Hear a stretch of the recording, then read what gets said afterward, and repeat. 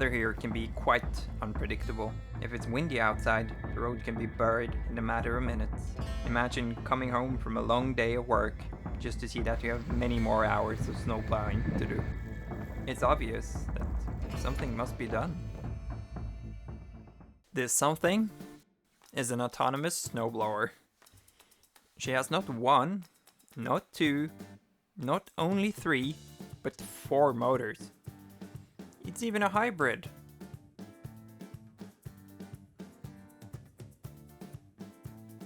With the current gearing, it will do about 80 kilometers an hour or 50 miles per hour.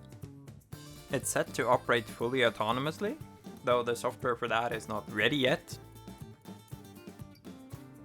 However, it does drive by itself, mostly out of control, like this time where it tried to eat the share. I've told the software department to get their shit together. All the software and most of the hardware is done completely from scratch. It's far from perfect, but it's definitely getting there. Do you want to see how it was made? Then hang on. The blower part is from 2 wheel horse snowblowers from 1970. On these blowers you can easily separate the auger from the drive unit. My dad already had these lying around and it just happened to be the perfect platform to build on. They are very simple and robust.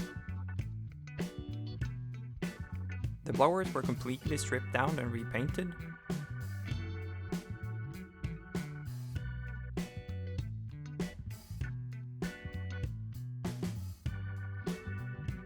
The gearbox unit for the auger was stripped down and redone with new seals.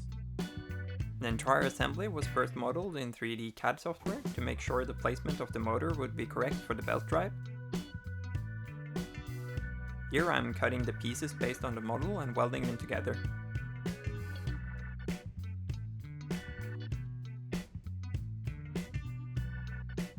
As with all welding, the frame distorted a bit. In hindsight, this should have been welded on a table, not on a rough concrete floor with a sanded mentality. This is the motor mount for the hybrid motor. It has built-in belt tensioning. To tension the belt, you can put the torque wrench in the half-inch hole and adjust the plate position. The drive shafts have a diameter of 30 mm and are machined from 316 stainless steel. The original wheel hubs are reused and press fit onto the shaft.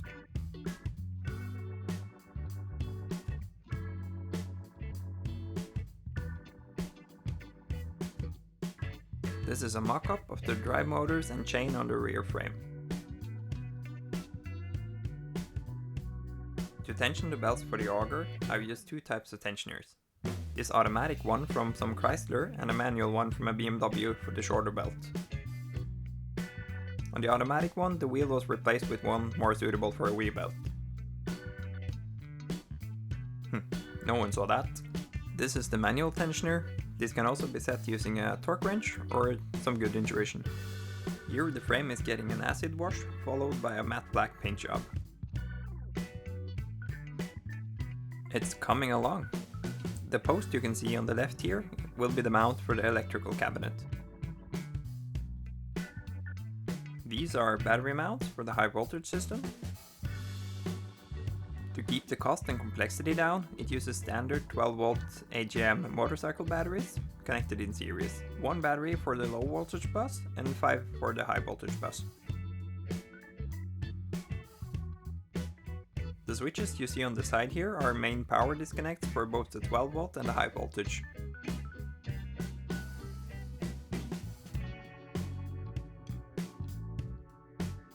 The 12V power coming from the main disconnect is then fed into a fuse box, where it keys off to the individual control units.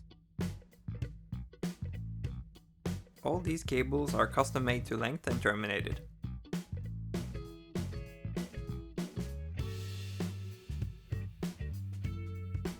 The speed controllers are Flipsky 75-100 based on the VESC project.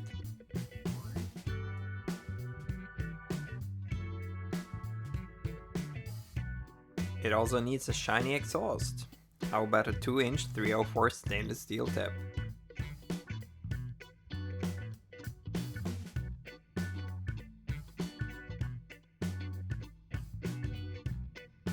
So, how does it sound? Just like a snowblower.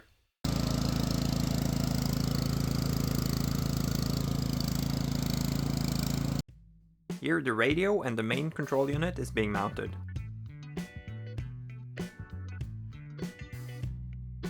Last but not least, a few tow hooks to pull it out of the ditch and some ballast to improve the weight balance. So, does this thing even work? Let's find out!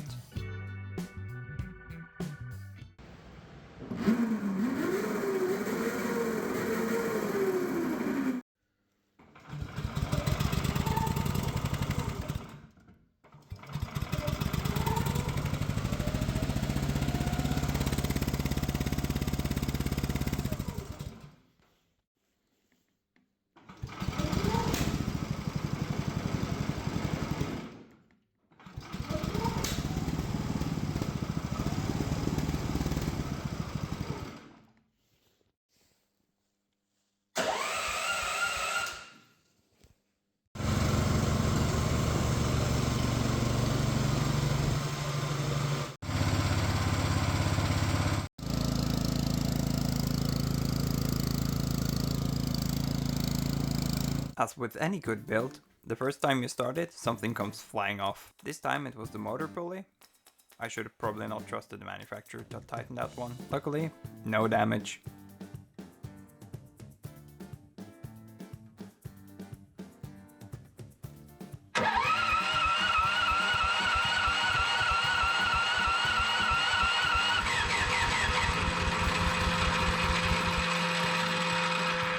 Here the starter lost engagement but kept getting power, which is not great.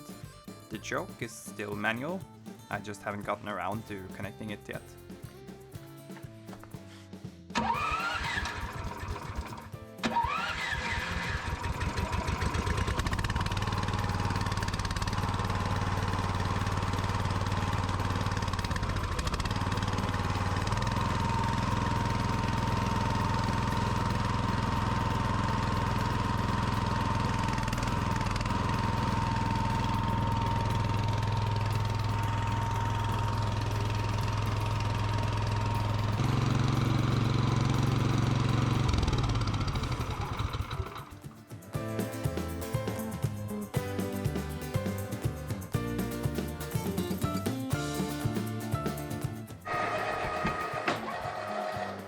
To control it, I use a gaming wheel connected to a Raspberry Pi. I also have a video on this setup.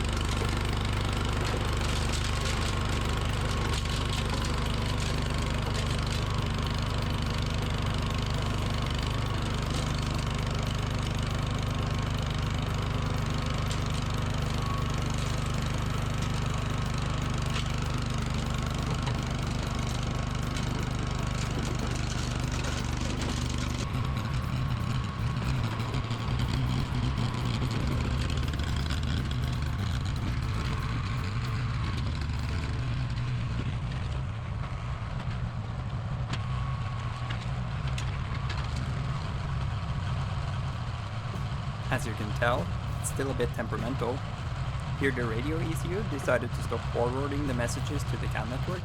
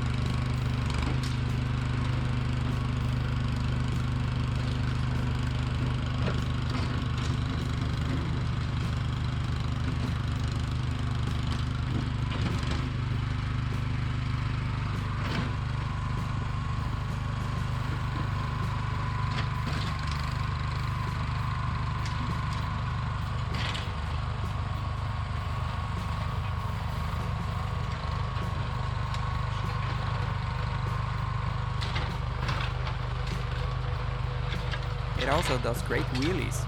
What a brilliant feature for a snowblower.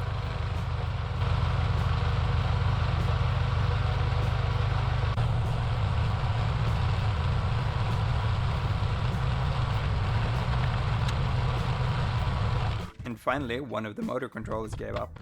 Having to pull it back into the shop by hand is not a good time.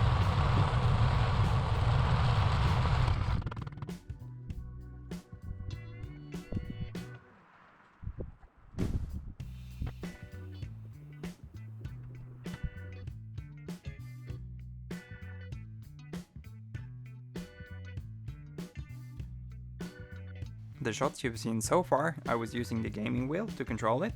That setup is not very portable, so I made this controller for easier local control. It's a Raspberry Pi with a 7-inch touchscreen. It uses a custom PCB to interface with the radio. The UI is made with Kiwi and has the bare minimum to run the blower. The left slider is the throttle and brake. The lower slider is for steering. And then there is a bunch of buttons for controlling functions like starting and stopping.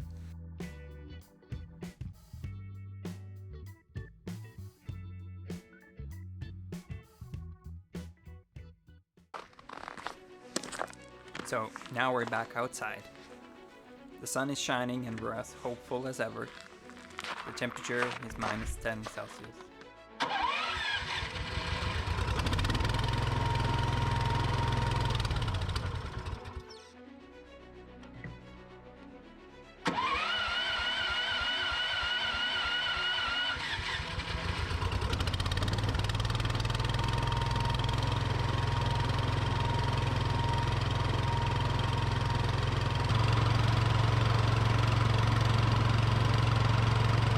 She runs, but she only turns one way?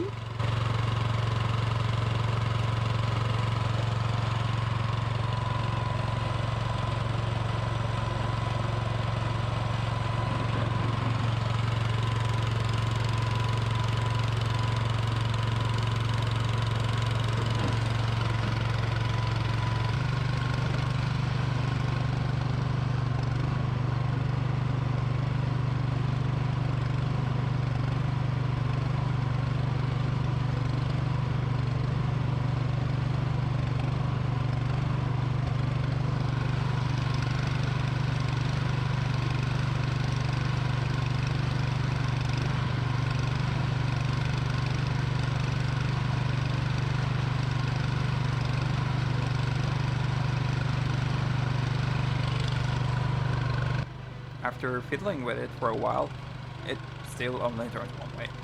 When the motor controllers get cold, we lose almost all the drive torque. So we'll have to look into that.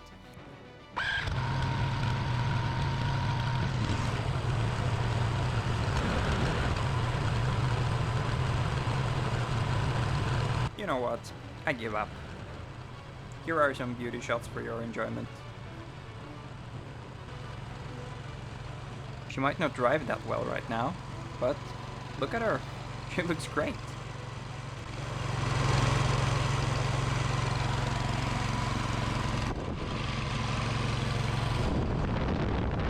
You can even feel the wind in your hair.